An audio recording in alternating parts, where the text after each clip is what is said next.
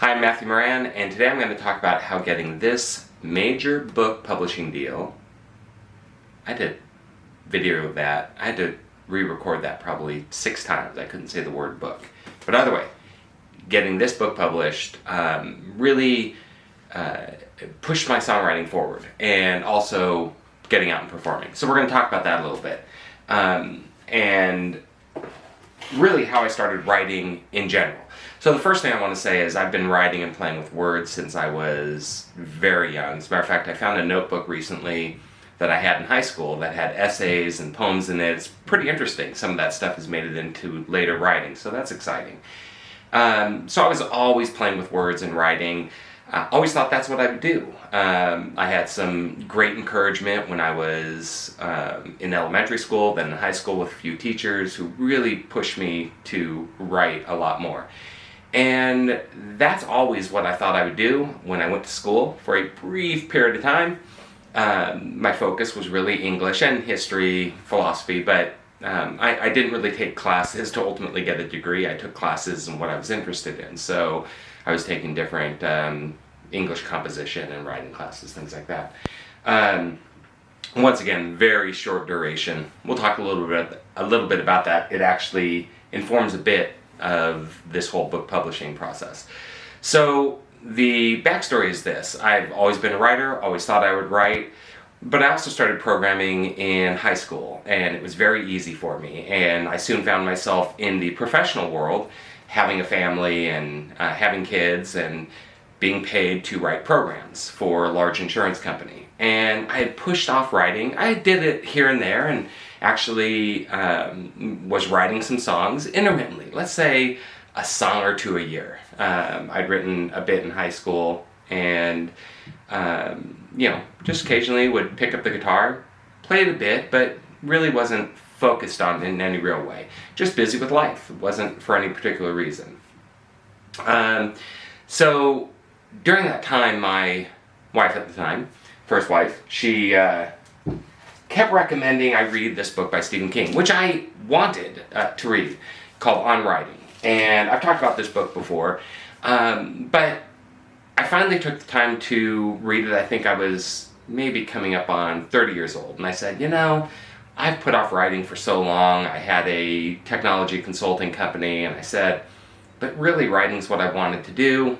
I'd had a few white papers published and did some writing on the marketing content we did, and always enjoyed that, felt it was something I was pretty good at. And so I sat down and read On Writing by Stephen King, and one of the things he puts in there is he really talks about this whole idea of don't wait for the inspiration to hit you, don't wait for your muse, show up at the same time, same place every day, do the heavy lifting, and ultimately that's what you need to do, because if the muse never shows up, at least you did the work. And there's a lot about that actually relates to songwriting and performing and other things. So I'm not a big believer in waiting for inspiration, while certainly inspiration happens. In fact, earlier today I did a little demo onto my phone of a new song that I'm writing. Don't know where it's going to go, but inspiration does strike at various times. So I'm not saying it doesn't, but I'm also saying you can't wait for that. So in any case, I started writing, and here's what I did, and here's how I got that publishing deal. This is the arc of my writing. So I knew I wanted to get published, write some articles, and maybe go after a book, and I didn't know what I was going to write at the time. And so I wrote an article about a friend who was an actor, and he and his wife were both actors, and they were doing some kind of event, a fundraiser or something like that. And I said, hey, let me write a public, kind of a public interest piece about this, and I'm going to pitch it to a local paper. And so I did, and I wrote about 500-600 words. I pitched it to them, and they published it. Now, I received no pay for that, and that's important to note. I wasn't worried about the pay for that particular article. I knew that this newspaper really didn't have a budget. And once again, it was unimportant to me. What was important is building a clip file. I knew that as a writer that I would have more credibility if I had some clips under my belt. So that was the first article I ever had published. Then I wrote an article for the same publication on a place that we used to go hiking out in Chatsworth, behind the Chatsworth Cemetery. That got published. And that was extremely gratifying. But once again, no pay, wasn't worried about it. Then I wrote this piece about the dot-com bust. So the dot-com bubble had burst. This is maybe 2001. And I wrote this piece about why technology professionals need to learn to speak to business in terms they understood. That it's not the business's job to understand technology. I still believe this to be true. I still see it as a big problem in technology. But that it's the technologist's job, if you want to be relevant and if you want to, be valued, to be able to speak and convey the value of what you do in business terminology, not in technical terminology. And that article was titled, "Why Technologists Must Learn to Speak Business." And there was a technology magazine that I used to read, and so I decided I was going to pitch this article to their publisher. Now I had done a little bit of work on understanding how you're supposed to pitch an article, writing query letters and all that stuff. And so I wrote this letter to them, and I sent them the article already completed.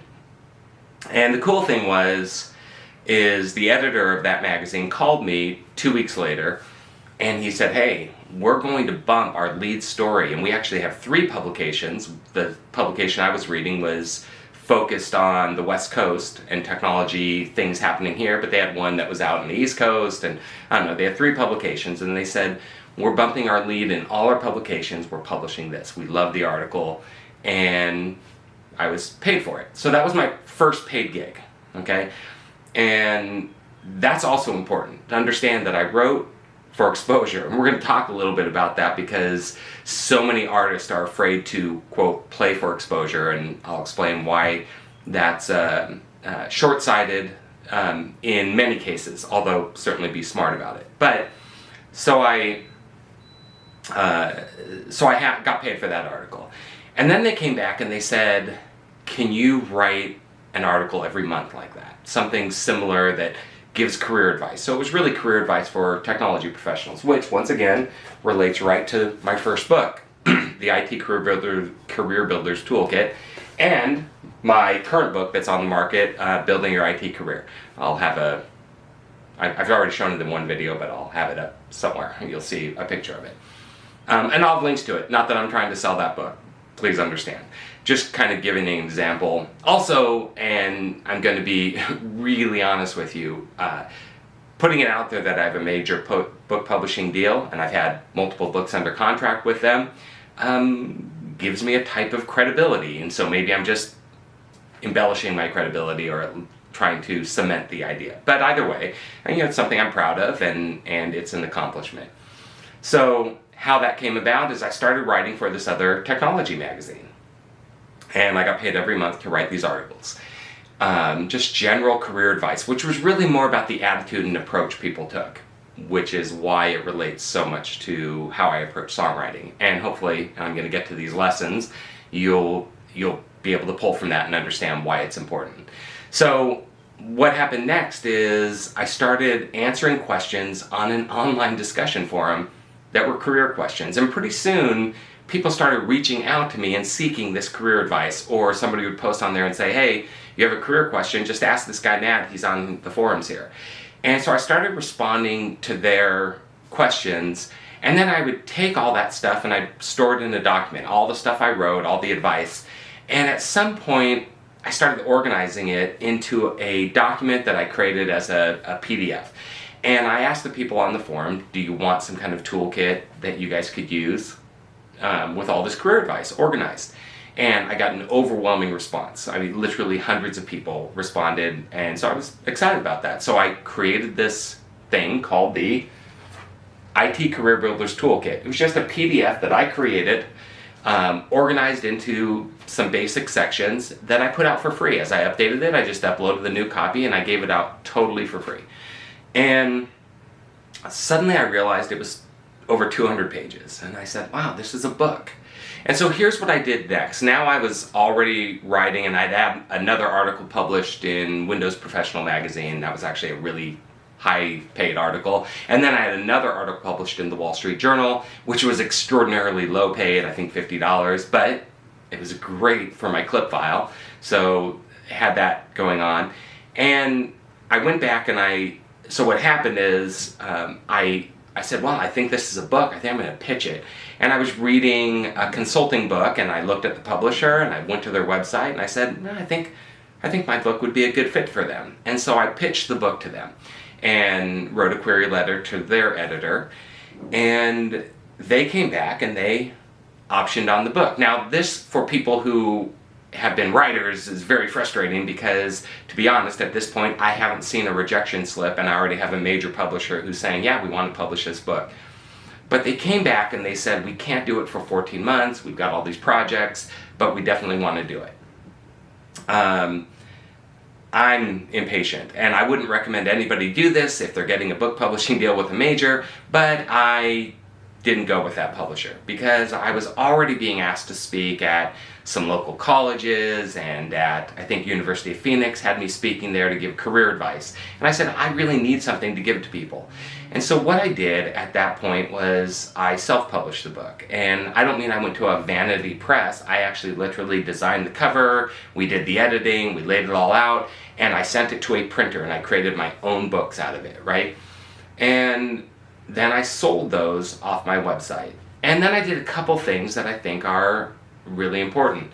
I went back to the magazine that was publishing my monthly career article, and I said, look, stop paying me, and I'm going to give you articles for free. But what I want in return is a banner ad on your website and a half-page ad in your magazine. And I don't want it in the back where all the other ads are. I want it opposite an article, not my article. Now, I was given this advice by a guy named Eric Tracy, who said, look, make sure that you're getting exposure both in your article and also elsewhere. And he's the one that told me, don't let them tuck that ad in the back of the magazine. The magazine came back and said, well, you know, those ads are $2,000 or whatever it was, and that's more than we pay you for an article. And I said, well, I'm giving up real money for theoretic money because I know you have open ad space. I've seen it, you're looking to sell ads, so I'm giving up real money in return for theoretic money that you guys would get for that ad. And they ultimately agreed. So I got a half-page ad in their magazine. I had a website set up where you could buy my book just with a PayPal link, and I started selling my book. And here's the extraordinary thing that happened. Somebody bought my book, a woman bought my book in San Francisco. I sent off a copy, didn't think anything about it. And a couple weeks later, I get an email from Mary Beth Ray, and she was an executive editor for Cisco Press, right there. And I think her name is, I'm sure it's here, if we were to look at the inset. There we are, executive editor, Mary Beth Ray, don't know if you can see that, but either way. She contacted me with an email, and she said, I want to speak to the author of the IT Career Builder's Toolkit, which was a poorly edited, very plain covered book, and she said, I'd like to speak to the author, could you give me a call? So I called immediately, and she said some amazing, I can honestly say I started crying during that call. I cry a lot at a lot of things, so that was one of the things I cried about, because she said, you're really a fantastic author, amazing cadence, we want to publish this book. And they paid me in advance, I can hear the dogs in the background, paid me in advance, all that stuff you get with a major publishing deal, and we published that book, and it was very exciting. So what that book led to, though, was me speaking at a number of events. I'd speak at colleges and at events for Pearson, and I'd done some presentations on technology. That's one of the ways we won clients. But it really spurred this idea that I love being on stage. I love being in front of an audience. And I had rarely performed out as a songwriter. So while this was occurring, Father's Day of 2006, I believe, my kids bought me this guitar that I still use to this day, this Ibanez. And they bought it because I was helping my son pick out an electric guitar for him, and I saw it on the shelf. I picked it up and I said, wow, I love this guitar, I love the way it looks. And he kind of said, I think it's ugly. But either way, I'll have some pictures, but on Father's Day they surprised me with this. Now prior to that, I've been writing on this guitar, which is a great guitar. Just didn't have electronic pickups, and I wanted something for, to start performing out. But this is my old Guild 12 string that I've had since I was 17, I guess. So they bought me that, and I started playing out around Arizona. And that really spurred me on to play out a lot more and do a lot more songwriting.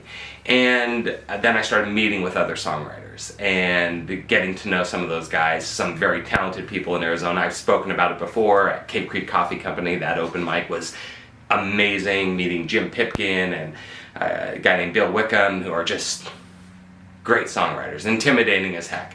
But it really pushed me to push my writing up to another level.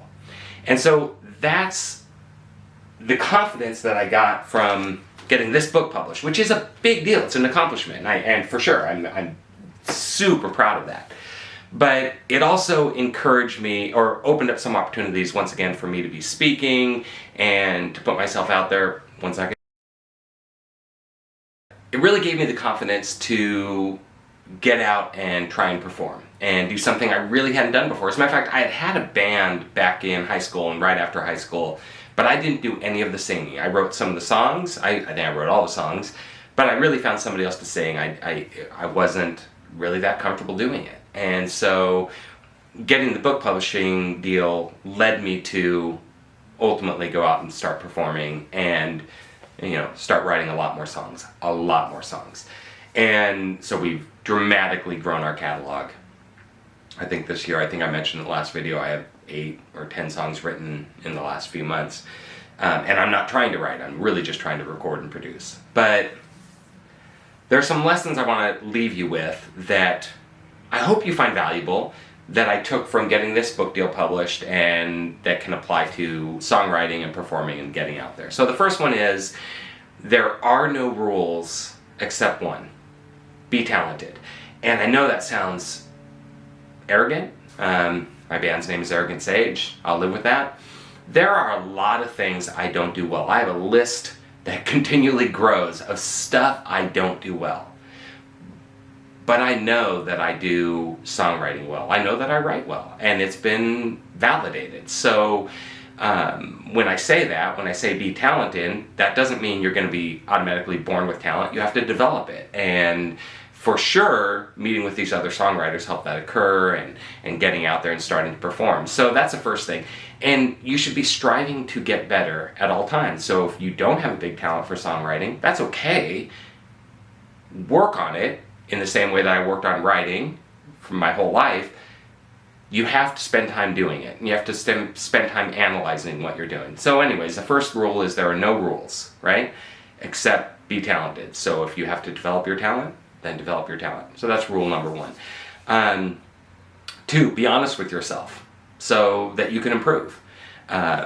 Being honest doesn't mean being super critical or harsh. It doesn't mean saying, I suck at this. It means, oh, these are things I want to improve, and here's how I can improve. Have a path. That path is, once again, it's going to be one of the other rules.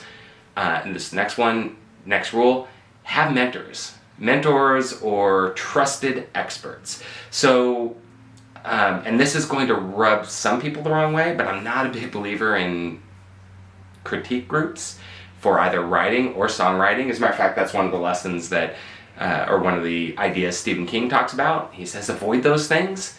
I don't need input on my songs from people whose songwriting I don't find that good, right? I want people, somebody like a Jim Pipkin or Bill Wickham or other songwriters I've met, and if I have an idea about a lyric that I want some input on, I'll send it to them. I don't need to be in front of an open group with 20 people, 3 that have songwriting skills that I like, and 17 that have songwriting skills that I find questionable. And that's just my opinion. Like, their songwriting may be awesome for them, but I'm just giving you my ideas on this. So that's rule number 3. Have mentors or trusted experts. Rule number 4, and this is one of the most critical, it could be the first rule, is avoid naysayers or critics, especially people who don't create.